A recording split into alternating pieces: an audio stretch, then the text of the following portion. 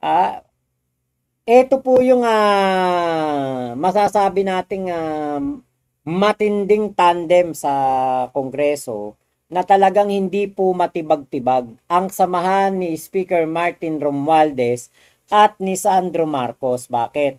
Kasi alam niyo po, itong dalawang to ang talagang pumoprotekta sa ating Pangulo. Abay, syempre, si Sandro, tatay niya yan, si PBBM. Dating House Speaker ay pinsang buo niya, etong si PBBM.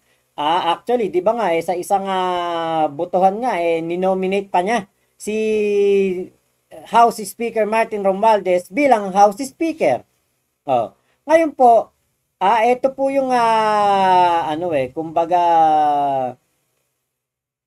parehas po nilang ganap dito po sa buhay ni PBBM.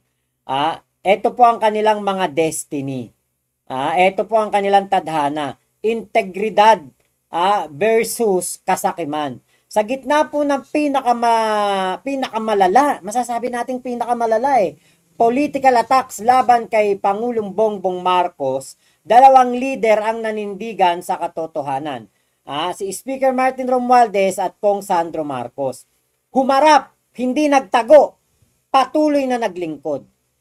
Samantalang, yung nasa kabilang side naman po, sa kabilang parlor, ay etong si Chis Escudero at Saldico, nagsisihan, nagkuntsabahan sa insertions at nagpayaman sa kapangyarihan at etong si Saldico ay nagtago. Si Chis Escudero nanahimik.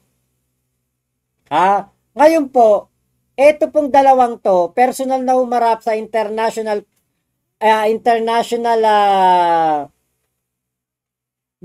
infrastructure sa ICI infrastructure ano ba yung nakalimutan ko ibig sabihin ng ICI na ito po talagang sumunod po at sila po ay humarap po sa internal compliance investigation o yun tama pala. Ngayon, ito pong ating dalawang bida na ito, si Speaker Martin at si Sandro, wala pong leave of absence, walang pagtatago. Patuloy po na nagseserbisyo sa kani-kanilang distrito. Hindi katulad ni Zaldico, sabi magpapagamot lang, hindi na bumalik. Si Speaker Martin po, no findings of guilt. At kay Sandro naman, voluntarily na pumunta po ng ICI at malinaw po ang panig. Ayaw rin po niya sa korupsyon, kaya po siya ay lumalaban sa korupsyon. Sila rin po ang frontliners sa pagtatanggol kay PBBM laban sa impeachment. Ang walang kasalanan humaharap at ginawa po nila yon. Yan po ang kanilang naging partisipasyon dito po sa ating Pangulong Bongbong Marcos. Yung pong dito kaya Zaldico at kay Chis Escudero, paninise, luxury at insertions. Si Chis po sinisise si Martin, imbes sagutin ang alegasyon. Dokumentado po na siya po mismo ang merong 142 billion na insertion. Maliwanag na maliwanag po yan. At tinuro po sa kickbacks nitong si Engineer Bernardo, ang dating tauhan po ng DPWH. Ito pong si Saldi ay partner po sa insertion. Sina Chis at Saldi po ang nagbawas ng pondo sa health, education, agriculture para po ipasok ang kanilang bilyong-bilyong insertions. Pero bakit kay PBBM at Speaker Martin Romualdez na pupunta ang sisi? Ngayon, punta po tayo sa lifestyle check. Ito pong si Chis Escudero may salin na 18 million pesos. Pero nagregalo po siya kay Heart Evangelista ng 56 million parayba ring. Ano yun? Peke ba yung parayba ring? Peki ba yung binigay niya kay Heart Evangelista? Diba? Red flag na po kagad yun eh. Buti sana kung wala pong mga ebidensya diyan, nandiyan naman po sa mga social media accounts ni Heart Evangelista na binigyan siya ni Chis Escudero ng paraybaring na tuwang-tuwa siya. Paano na-afford ng isang Chis Escudero na may sale na 18 million pesos ang isang 56 million pesos paraybaring? Buti sana kung may nakalagay doon na may utang etong si Chis Escudero na paraybaring. Wala naman po. Ngayon, punta naman tayo dito kay Zaldico. Si Zaldico po ay biglaan po ang pagyaman. Yumaman ng gusto during Duterte era. Yan po ang totoo niyan, hindi po sa panahon ni PBBM. Matagal na pong kalyado ni Digong etong si Zaldico. Sa laptop pa lang at sa paggawa pa lang ng mga ilang building ng gobyerno, si Zaldico na po ang katandem diyan ni Digong. May kaugnayan po siya sa mga overpriced pandemic supplies. Parmali. Diba? Kaya bakit po kay PBBM itinuturo ang mga ganyang sisi? Hindi po ito success story. Bagkus, ito po ay talagang palpak na story.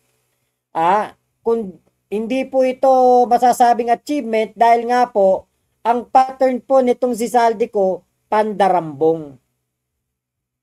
Ngayon po, ang nag-aalegasyon at ang binibigyan ng alegasyon, ang pinagbibintangan at ang nagbibintang. Ang pinagbibintangan po na si dating Speaker Martin at si Sandro Marcos, humarap, sinuri, walang palit-palit na kwento, walang sisi at walang takas. Samantalang itong si Chis Escudero, sisihan. Sinisisi ni Chis Escudero si Speaker Martin. Si Zaldico naman, sinisisi din si Speaker Martin. Meron po silang deflection, meron bilyon-bilyong insertions, lifestyle na hindi po tugma at yumaman habang krisis po ang bansa.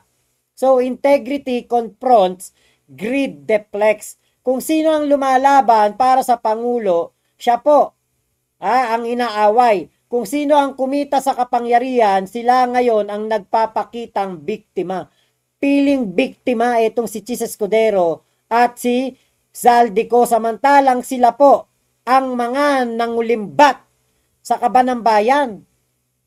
Kaya po, yan po yung ating napagtanto. Iisa po ang kanilang mga tadhana, pero iisa po, magkaiba po ang kanilang mga landas. Si Martin at si Sandro sa katotohanan, habang ito pong si Chis at si Zaldi ay para po sa kasakiman.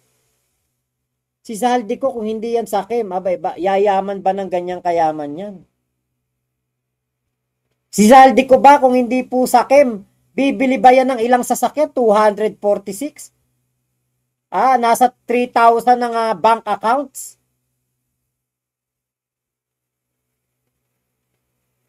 Tapos yung pangkanyang mga pinagsasasabi po na mga yung sasakyan, naalala nyo po ba yon? Yung Maserati. Sabi niya, sabi ni Zaldico? Yun daw, mga litrato daw ng maleta na yun daw yung dadaling kay PBBM at kay Speaker Martin Romualdez. Pero yung Maserati, nabenta December 18, 2024. Tapos nagdala daw siya ng pera, March 16, May 14, kung ano-anong mga date ang nakalagay doon sa litrato. Kasama yung Maserati. Pero yung Maserati nabenta December 18. Ano yun? Naiuwi na nung buyer yung sasakyan noong Mayo o nung Marso? Na ang hindi nagkakabayaran? Papayag ba etong kumpanya ni Sam Bersosa na mag-uuwi ka ng sasakyan na hindi bayad?